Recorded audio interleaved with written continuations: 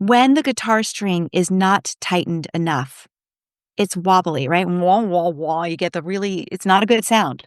When it's too tight, the guitar string will snap and you have no guitar string, no music. You got to adapt.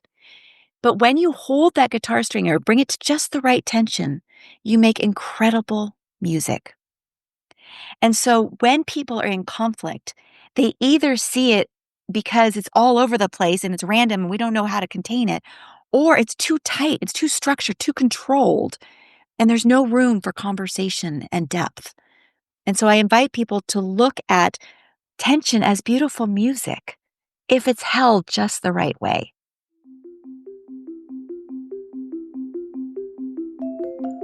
The Center for Understanding in Conflict welcomes you to The Other Chair, a monthly podcast exploring the dynamics of conflict and how to bring the human issues to the table. Together with our guests, we explore how the power of understanding each other can lead to better solutions for people on both sides of an issue. We will also share tips for managing your own mediation practice, approaching conflict in the professional world, and ways to apply our understanding-based model in your personal life. Hello to our listeners and welcome back to The Other Chair. Today we are diving into the intersection of emotional intelligence, mediation, and joy, and how empathy can transform even the most challenging conversations into opportunities for connection. Our guest is Misha Safran, trilingual mediator, keynote speaker, educator, and founder of the Center for Empathy and Emotional Intelligence. In this episode, Misha shares how empathy and emotional intelligence can help us build cultures in workplaces, classrooms, and communities where conflict is not feared, but embraced as a path to deeper understanding and connection. Hello, Misha, and welcome to The Other Chair. Thank you so much, James. I'm very, very happy to be here. Thank you. Well, thank you. We're very happy to have you here. You have a very interesting and meaningful approach to conflict resolution. And as I've mentioned to you in our conversations, I'm continually impressed by how much heart and care and love, frankly, that you bring to your work. It's truly exceptional. And so it's a great opportunity to have you here today to share more about you and the type of work you do and the way that you approach it with our community. Thank you. And that's an amazing example of what I wish more leaders would do in their organizations is to share that authenticity and that appreciation for what people bring as opposed to focusing on their mistakes. So we're going to dive in. Here we go. Wonderful. I appreciate that. Well, let's start out. You talk about helping individuals and teams to do peopling better. What does that mean, do peopling better to you? Thank you. So the phrase, I just have to come back a step because the phrase came when I was working with a mentor. And she said, "So what do you really do?" Because I had all these grandiose words. And I said, frankly, simply put, I help people do peopling better. And so what it means is that I work with people to navigate identifying who they are, whether it's in their personal or professional lives, and how other people affect who they are, which then could turn them into reactionary as opposed to responsive. And I feel like when we are able to be more responsive, we take the urgency out, which takes the chaos out, which brings to heart more of what we all really want, which is collegiality, collaboration, connection. And so when we do peopling better, it means that we're more centered, we're more focused. And I know, I want to add this in real quickly because with the Center for Understanding and Conflict, a key component of dispute resolution is centering, is our own meditation practice, is taking care of ourselves. So that really comes into play here for me as well. In doing peopling better, how does emotional intelligence play a role? And how does it shift how we experience and navigate conflict so we can be more open to this approach? Yeah, great question. So, emotional intelligence, a lot of people define it in many different ways. I'm not going to go research and stats on everybody. I'm just going to say emotional intelligence is being fully aware of your own feelings when somebody else is having feelings. So, being able to identify somebody's really angry right now. You don't need to take on and be angry all of a sudden. You identify, oh, that anger in that person over there is starting to change the way my body is feeling. I'm noticing a tightness in my throat. I'm noticing butterflies in my stomach. I'm noticing that I'm feeling like I'm talking faster. And so when you start to notice your emotions, how you're feeling, you can actually become empowered by your feelings as opposed to derailed by somebody else's feelings. You have any tips on, and that sounds great in practice, and I know that that's something that I personally struggle with. Do you have any tips for cultivating awareness as this is happening to give yourself a moment to pause before getting kind of lost in that river of emotion that can be tangling you and the other person who had the feelings first? Well, I don't know if they had the feelings first, but first of all, I want to say thank you for being vulnerable and saying that that's something you struggle with because you're not alone. I still struggle with it. I may teach it, but it's also probably because I need it. So I think, I teach joy because I need joy, right? So the practices that I would say that have helped me are various types of breathing. So you can do the box breathing, which is where you inhale to a count of 4, you hold for a count of 4, you exhale for a count of 4, and you hold again for a count of 4. So that's called the box breathing. There also is, I think it's important to find a way to have laughter. It doesn't mean you're laughing at somebody when they're angry. You're kind of embracing your own feeling with regards to, okay, this person's really sad over there, and I want to take care of them and help them and make them feel better. And I can't do that. So now I feel stuck. So what can I do? I can say, oh, I'm absolutely not able to control this other person's feelings. And so therefore, I need to take a step back and pause and remind myself that person's actually not broken. So my job isn't to fix them anyways. So there's breathing. So what I said was there's breathing, there's taking a step back. There's so much power in the pause. I mean, with this phrase has probably been maybe overused, but I don't think this phrase can be overused. It's a very important phrase. When we pause, we allow ourselves to get more in touch with what we have control over and what we don't. And I feel like there's one more that I wanted to put out there, but if I come up with it, I'll tell you later. Well, we'll take a pause to give you an opportunity to do that. In the meantime, let's talk about the understanding based model and how it relates to your work. So, the understanding based model emphasizes the power of understanding over coercion, as you know. How does that philosophy work alongside your approach in this joy based, emotional intelligence based work that you do? Absolutely. When I work with either individuals and couples on the personal level or leaders and their teams on the professional level, it's all about, are you listening to understand? Or are you listening to defend, to debate, to argue, to annihilate the other person on the other side? So if we are listening to understand the true meaning of the person in front of us, there's nothing else. We don't have to have any other thoughts. I want to know you and what you have to say because you're an important person to me or to my team. If I'm sitting here looking at you like, "Oh, you're just a bad apple, I can't wait to throw you aside," then we don't this listening's not gonna help. So when we really work to understand another human being, we are saying, "I care about you, and to be frank, I care about me." Because I don't wanna end up having to go back and apologize for something that I could have really corrected if I had truly understood you in the first place. And I'm gonna give a very strange example. I was at the auto dealership the other day getting my car fixed, and I've worked in car sales, and I'm pretty good at understanding car parts. I fixed my car in many ways, and I asked the service person if they were not if the transmission fluid were not dirty, would they still have to go and flush the whole system? And he started to explain to me what changing the transmission fluid was all about. I didn't need to know what changing the transmission fluid was all about. I was needing to know if they notice that it's not dirty, they have to do it or don't they once they're in there. And so if he had taken time to understand me and my question, he wouldn't have mansplained me. He wouldn't have taught me something that I already knew. And so that kind of comes back to what we said earlier, James, which is the pause. Pause to find out, what do you really mean by what you're saying or asking rather than jumping in and giving a quick answer?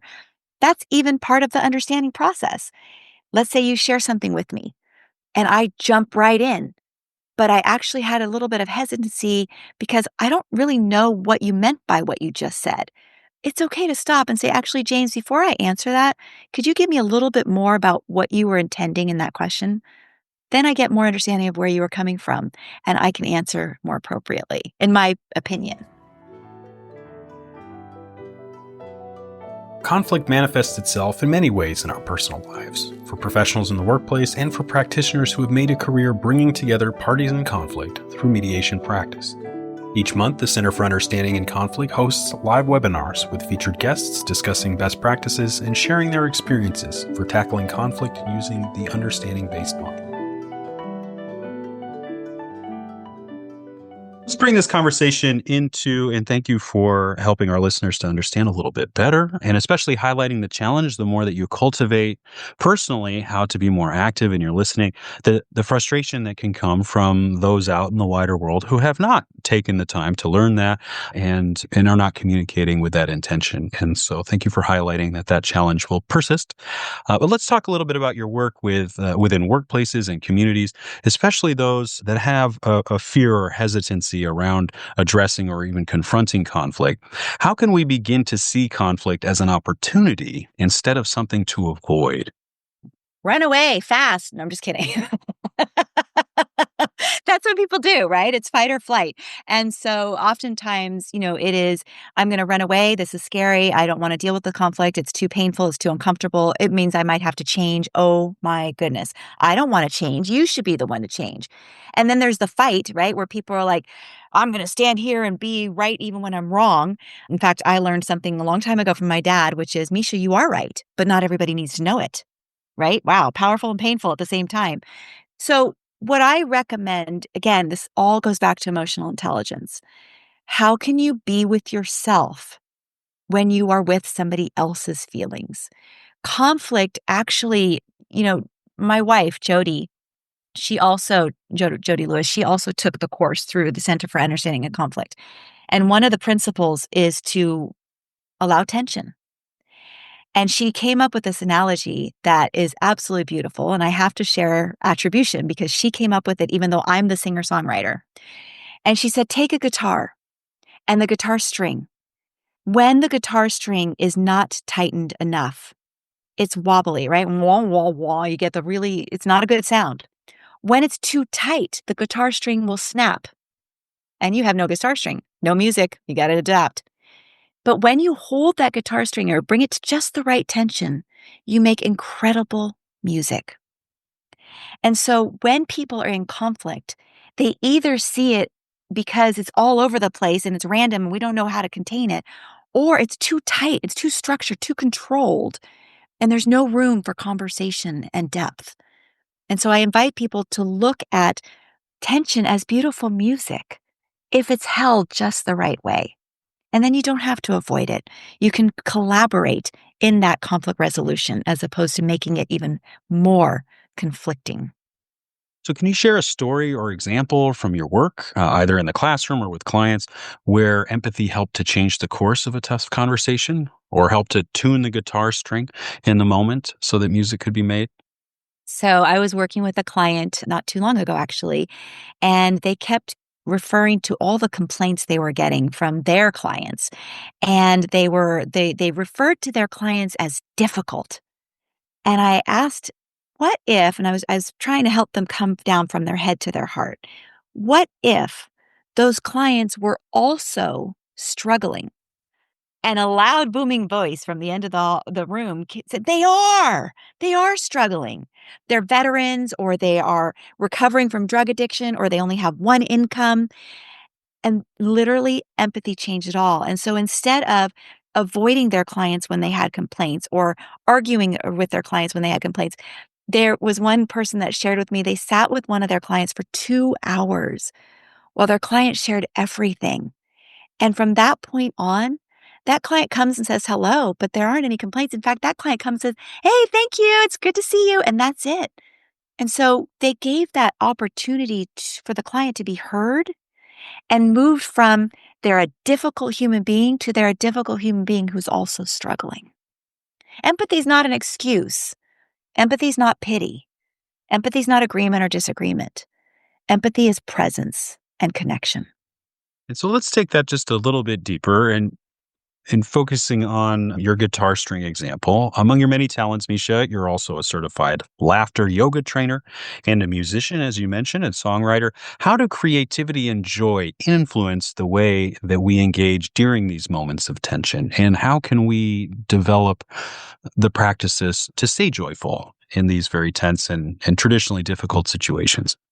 Absolutely. So it is so important to understand one, we're not talking about toxic positivity. We are not saying that laughter and joy erase our pain. We're saying they both exist. And so the practice that I love comes from two different places. One is from improvisation, which is yes and from Shirzad Sharmin, who talks about positive intelligence. And when you take the yes and perspective, you can say, yes, this is interesting. You may not agree with all of it. And Shirzad says there's always 10% of what a person says that we can believe in. So find that 10%, find the yes, and you get to add to that. And so when you're feeling this misery, this uncomfortable experience or tension that's really uncomfortable in the workplace, like it's just grating fingernails on a chalkboard, right? The idea is, okay, that's there.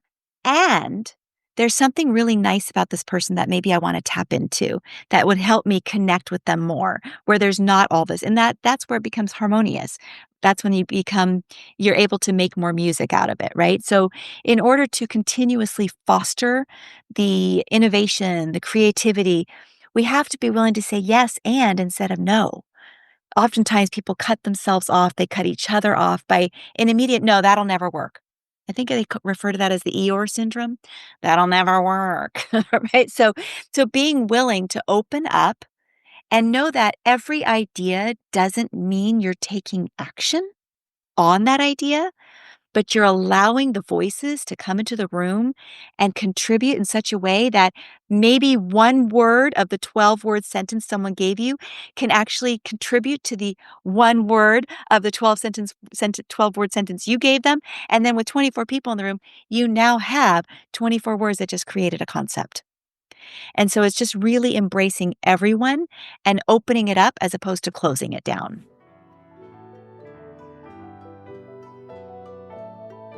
Throughout the year, the Center for Understanding in Conflict hosts in-depth basic and advanced certificate programs designed to train you to become effective mediators and conflict resolution professionals centered in the understanding-based model.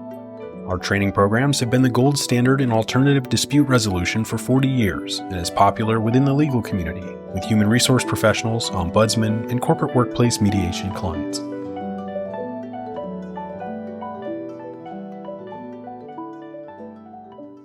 Sounds like we're moving from in this discussion the awareness around emotional intelligence and some tools and a willingness to embrace conflict in this way into what's required in the culture that surrounds you in order to help these concepts take root and grow. It's not just about learning a tool, but rather starting to move the needle and change the culture that conflict is operating in.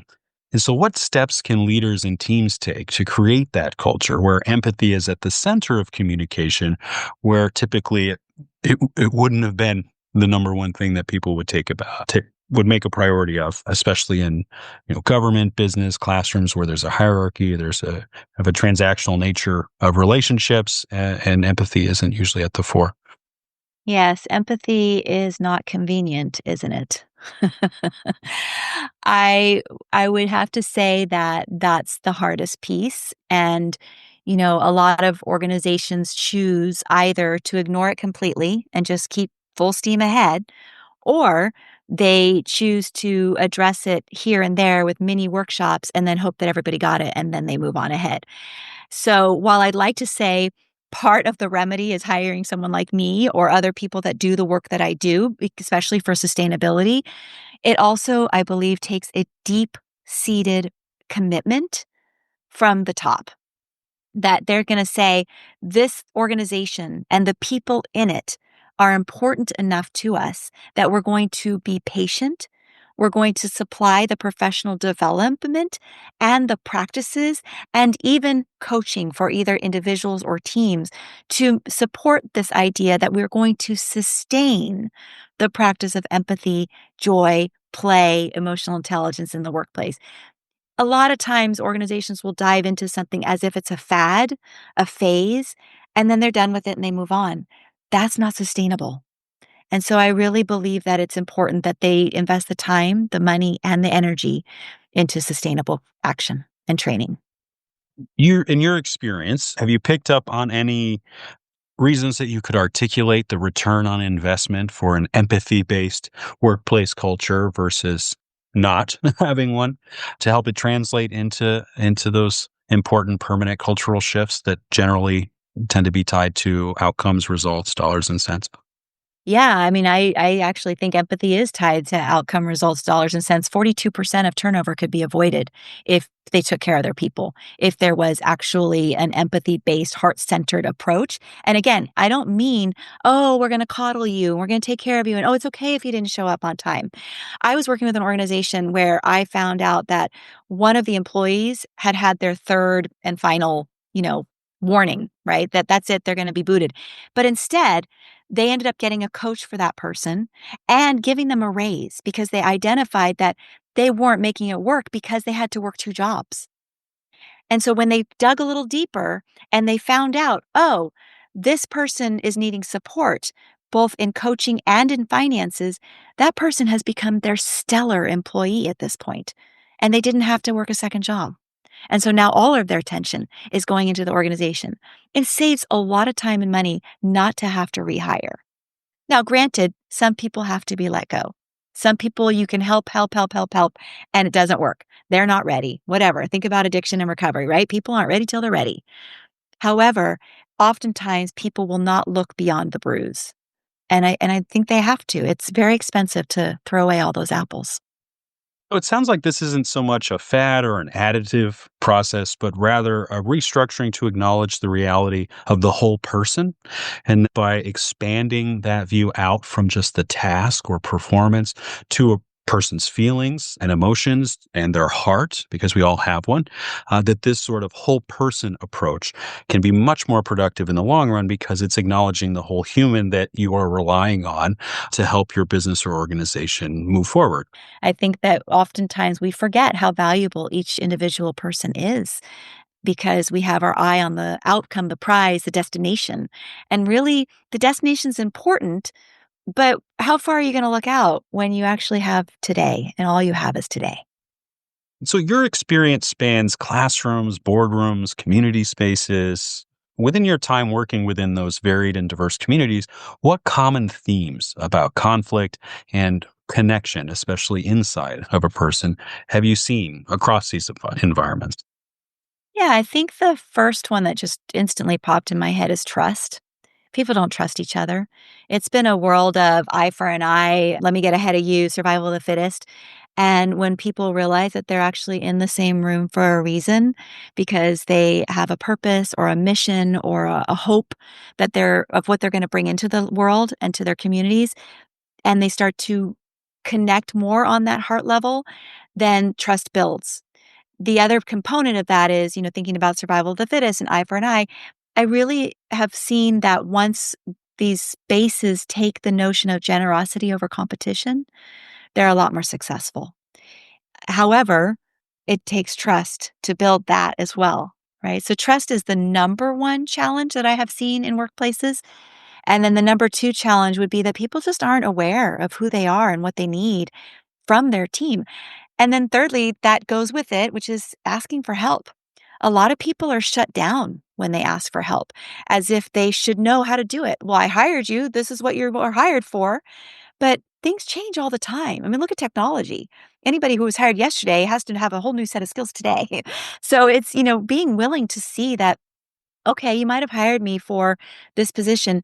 And honestly, you even I discussed that 85% of these things I'm really good at, but the 15% I'm not. So how can we come together and make sure that I'm 100% here? And so oftentimes, again, people don't take the time. The system is broken in so many ways, which then creates a difficulty in actually circling back or being patient. People have the numbers that they absolutely have to have. I mean, I couldn't believe it when a principal one time told us teachers we had to have these certain stats on tests. I'm like, You have so many different variants here that have to do with test taking. Are you kidding me? So anyways, and we could all argue about that one left and right for the education field. So I just feel like to kind of summarize, trust, being willing to acknowledge generosity as opposed to competition, and then professional development, patience, right? Being sure people have what they need to be that successful person you were hoping they would, that would impact your business. This podcast is supported by our CUC Connect members, whose yearly membership includes free attendance to our live monthly webinars, 12 additional featured recordings of past training events, and support from our network of certified trainers for continued professional development. Consider joining CUC Connect today and dive deeper into the understanding-based model. Last question I have for you, Misha. If you could leave listeners with one mindset shift about conflict, what would it be? Assumptions are dangerous. One of the things that I talk about on a regular basis is that we all judge. We all judge. It's part of our human nature. It's not judgments that are the problem. It's the decisions you make and the actions you take based on those assumptions. And so be careful of your judgments. Be willing to look at the whole apple beyond the bruise. Be willing to know that there is more to what's in front of you than what you probably know. So to lean into the learning, flexible mindset, growth mindset, instead of the focused, I know what's going on here, I've got all the answers. Because eventually that leads you to be isolated and siloed, and that doesn't make success for any relationship or organization. Thank you to our audience for listening today and for the work that you're doing every day to bring together people and organizations in conflict. And thank you, Misha, so much for taking time out of your busy schedule to come and share more about your approach and some tips that people can take home. Thank you. Really appreciate the opportunity. Misha Safran is founder of the Center for Empathy and Emotional Intelligence and the author of A Teacher's Companion, Centering Empathy and Emotional Well-Being for Yourself and Your Students. Her latest single, Are You Willing?, can be heard on Spotify and YouTube. And you can learn more about her work at seek.org, CEEQ.org, and explore the understanding-based approach to conflict resolution at understandinginconflict.org.